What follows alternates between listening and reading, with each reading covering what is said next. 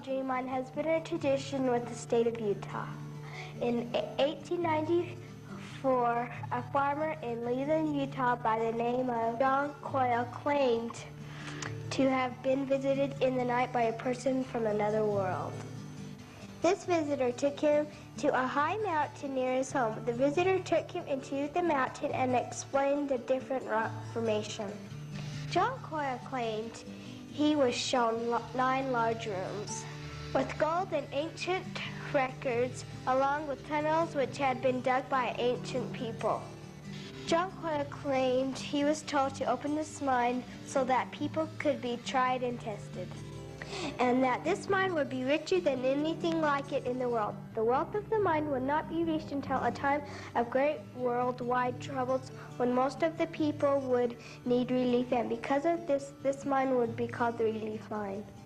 When would the mine come in? Well, that's been an interesting question everyone asks. And of course, no one knows. We don't know when that mine will come in. Bishop Koyle said that it would come in at a time when there'd be 3-inch headlines on a newspaper. And down at the bottom of the page, there'd be a small little notice that the dream mine made its first shipment of ore.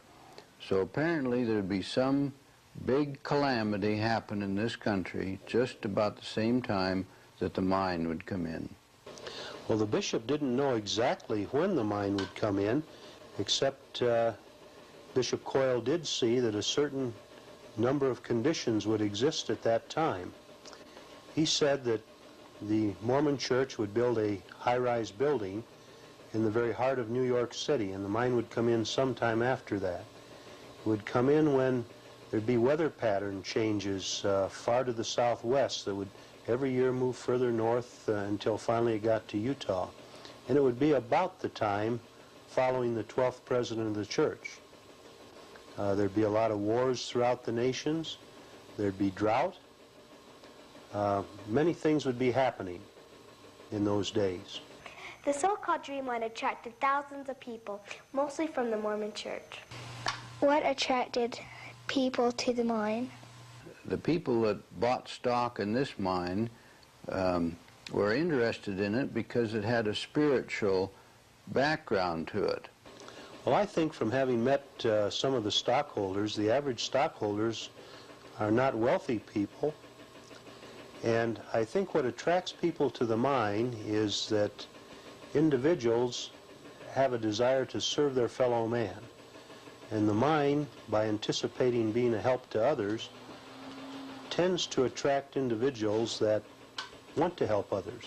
The Mormon church issued warnings to people to advise against putting their money into the mine. However, there were some Mormon general authorities who invested their money in the mine.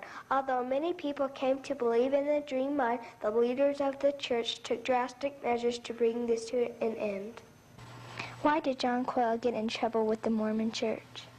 Well, I don't think it was the whole church that he got in trouble with. There were a few people in leadership positions that didn't believe in the mine, but there were also other people who were leaders in the church that did believe in the mine, and so it was a very controversial mine as far as the church was concerned.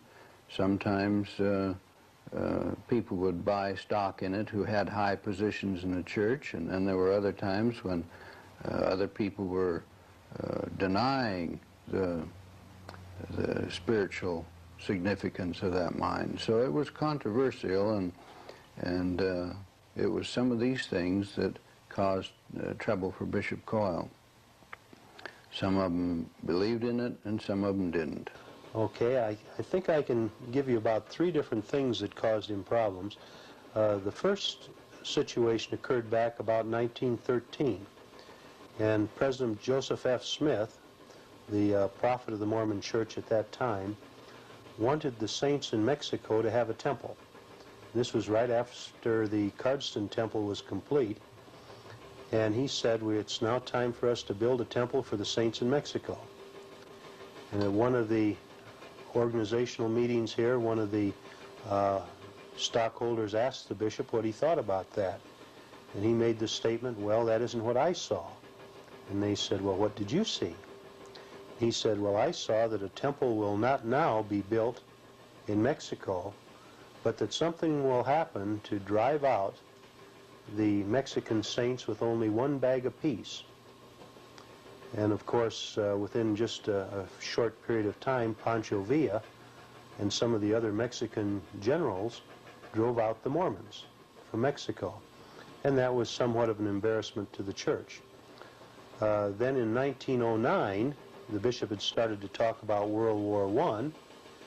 And when World War I started, there were some leaders that said, well, the Utah military, the 145th Field Artillery, will get involved and go to war, and they will become heroes in the war because of their service. And Bishop Koyle says, oh no, the 145th Field Artillery will never see battle. And they got shipped out of the States, and there was a lot of fanfare in the Deseret News.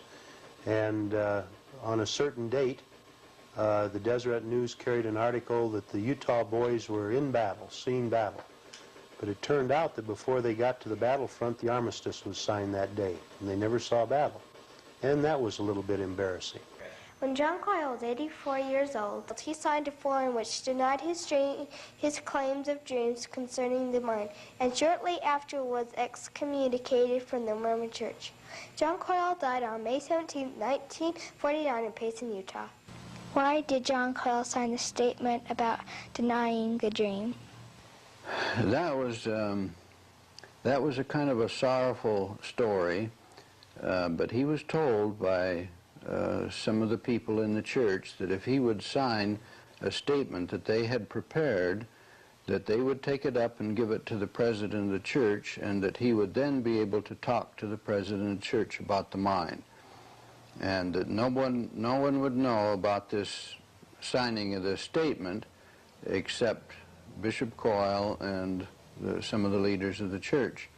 So he signed it with the hopes that they wouldn't excommunicate him, because they threatened that that's probably what would happen if he didn't.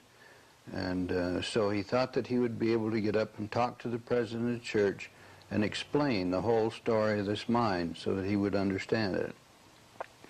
So he signed the statement, and the next morning it was published on the front page of the Deseret News, his denial. So it wasn't kept secret at all. And Bishop Koyle said that of all the things in his life, that was the worst thing he ever did. So he realized it was a wrong thing to do right after he signed it, but he did it on a promise that wasn't kept. Because of these embarrassments and the fact that he told of the end of World War II before it happened, and he told when the Depression of '29 would start, people felt a little bit intimidated. So Bishop Koyle was called into court and told that he must deny the dream mind or be excommunicated, which he did. He wrote a disclaimer denying the dream mind and acknowledging that prophecy was something that was to be handled by the leaders of the church. It really didn't have much effect on the stockholders, because the stockholders had been hearing the things and seeing the things that Bishop Koyle had said come to pass. The dream mind is believed by some to be inspired and by others to be a fake and a hoax. The triumph of John Koyle was that despite many problems and difficulties, he created a mind which has been open for over 90 years. The tragedy is that no gold or ore has been mined from the mine. The dream mind, a triumph and a tragedy for Utah.